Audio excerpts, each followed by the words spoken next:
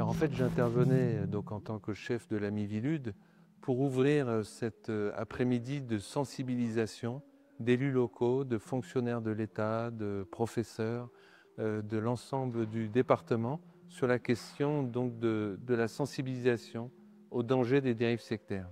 Alors, une dérive sectaire, c'est une rencontre entre un homme ou une femme charismatique qui va vous recevoir, qui va vous emmener dans un groupe dans lequel vous allez recevoir beaucoup d'amour, on appelle ça le love bombing, alors que peut-être votre vie n'est pas tout à fait aussi satisfaisante que vous le voudriez.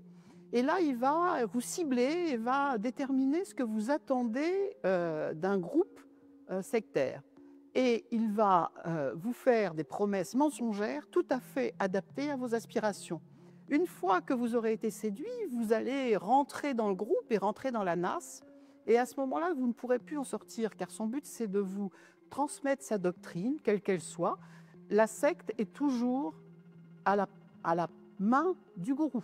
Et ensuite, il vous interdira tout doute, parce que douter le fera vous menacer de retourner dans une vie où vous n'avez pas envie d'aller. Hein. Et tout ça, ça entraîne des ruptures avec les familles, ça entraîne des ruptures avec la société. Souvent, les gens changent de vie, quittent leur travail, ne vont plus voter, parce que la seule vie et la seule loi qui compte, c'est celle de la secte. On n'est pas certain de dire qu'il s'agit tout de suite d'une dérive sectaire, mais ce qui est signe d'appel, c'est d'abord le changement des modes de vie, des modes de comportement, des croyances, des systèmes relationnels qui étaient celles d'une personne antérieurement. Mais ce n'est pas suffisant. Le problème, c'est de voir qu'elle adopte, cette personne, d'autres croyances, d'autres systèmes de vie, d'autres comportements.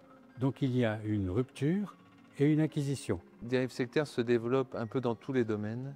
Dans le domaine de la santé et du bien-être d'abord, parce que c'est un prétexte qui est devenu très facile pour offrir toute une gamme de croyances qui sont utilisées pour asservir et pour faire payer notamment un certain nombre de personnes qui peuvent être en détresse, mais ça peut être dans le domaine des croyances ésotériques de toutes sortes, et puis ça peut être dans d'autres domaines, notamment au préjudice de mineurs. Donc là, il y a une vraie question et en tout cas un enjeu au niveau national dont il faut s'emparer, dont tous les acteurs doivent s'emparer pour mieux protéger les mineurs, mieux repérer les risques les concernant s'agissant de dérives sectaires. Et puis il y a des phénomènes plus disparates comme le phénomène de coach, notamment sur les réseaux sociaux, mais pas seulement. La difficulté pour nous aujourd'hui est plus donc de repérer ces mouvements. Alors on les repère à travers les appels que l'on a, tout comme l'autre typologie de mouvements sectaires qui existe aujourd'hui et qui existait peu il y a plusieurs années, ce sont les micro-groupes, ce qu'on appelle des micro-groupes, c'est-à-dire un individu qui va soit exercer dans son officine, on va dire, grâce par exemple à des pratiques de soins non conventionnelles, et qui, on va dire que ses adeptes sont à la fois ses clients et ses adeptes.